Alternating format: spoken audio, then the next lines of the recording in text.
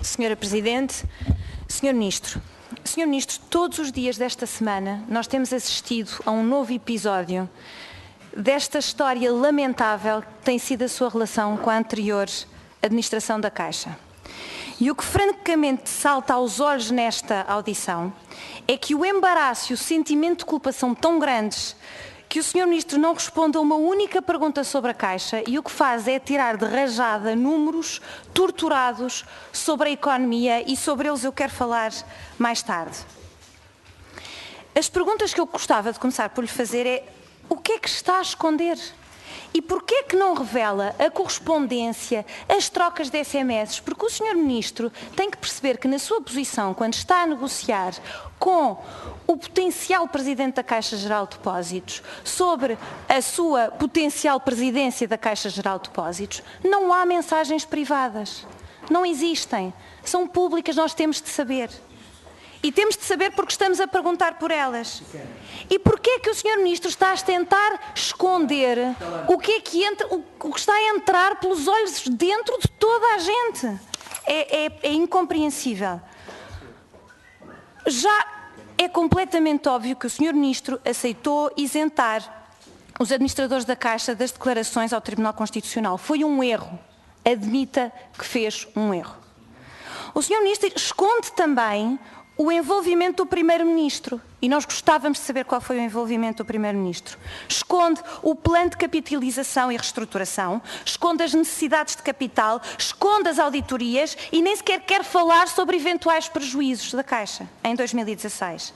Esta sua atitude não tem só um efeito que é a sua descredibilização, que essa é patente e óbvia, mas o Sr. Ministro está desautorizado e está ferido na sua legitimidade. Esta questão, contrariamente ao que dizem os partidos da esquerda, não é chicana, não é. Porque a questão da sua autoridade é uma questão de substância.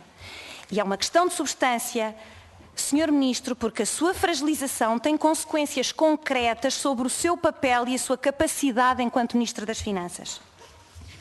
Se o Sr. Ministro das Finanças se encontra aparentemente numa realidade alternativa que nós aqui na Terra desconhecemos e com regras diferentes das regras que se aplicam à generalidade dos portugueses, Sr. Ministro, é óbvio que existe um problema, porque governar a realidade é diferente de governar uma realidade alternativa que não existe. Então o que é que o Sr. Ministro faz? Manda de rajada dados económicos, números, para tentar desesperadamente agarrar-se a uma credibilidade que tem enquanto economista. E vai confundido a parte com o todo.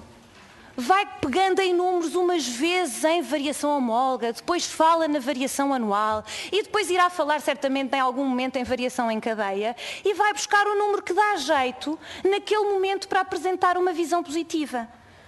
Agora, eu vou-lhe dizer o que é que nós sabemos também.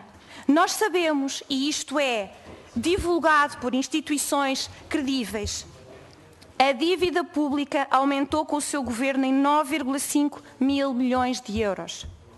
A dívida, excluindo os depósitos, aumentou 5 mil milhões de euros em 2016. A dívida pública em percentagem do PIB aumentou para mais de 130% em 2016.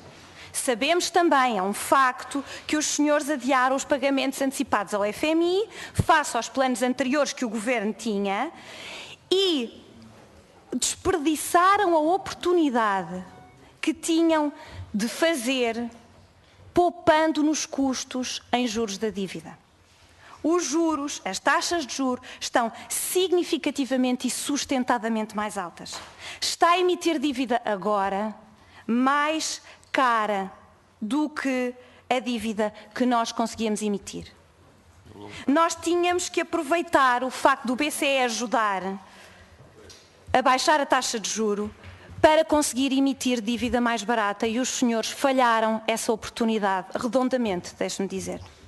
Só que isto tem consequências também para empresas, não é só para o Estado e não é só para todos os contribuintes, que já é muito.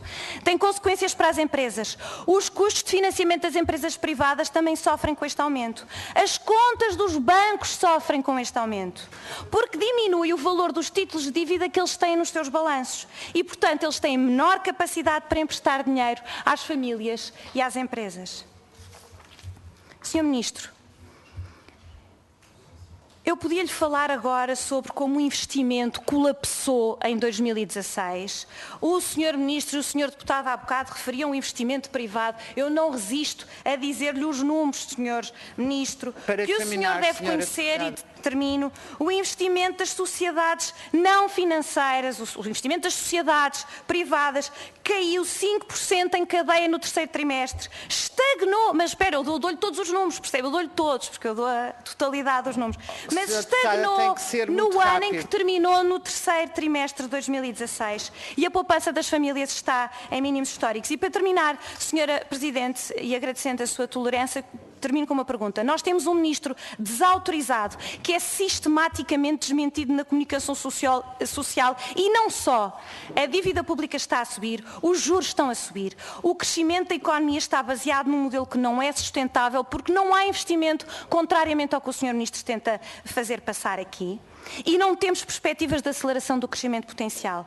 Com este saldo após um ano de governação, enquanto economista, Sr. Ministro, como é que avalia o seu desempenho este ano? Muito obrigada, Sra. Deputada. Para uma intervenção tem a palavra